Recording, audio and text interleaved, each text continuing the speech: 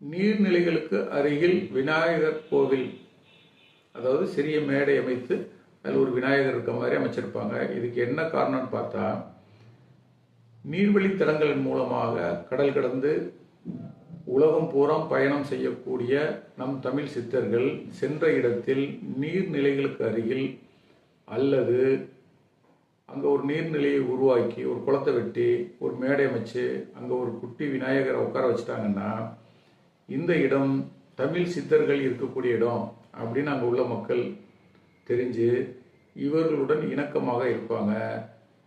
அவர்களுக்கு தேவையான மருத்துவம், கல்வி மற்றும் மலை விவசாயத்திற்கு தேவையான அத்தனை நுணுக்கங்களையும் இந்த சித்தர்கள் சொல்லிக் கொடுப்பாங்க.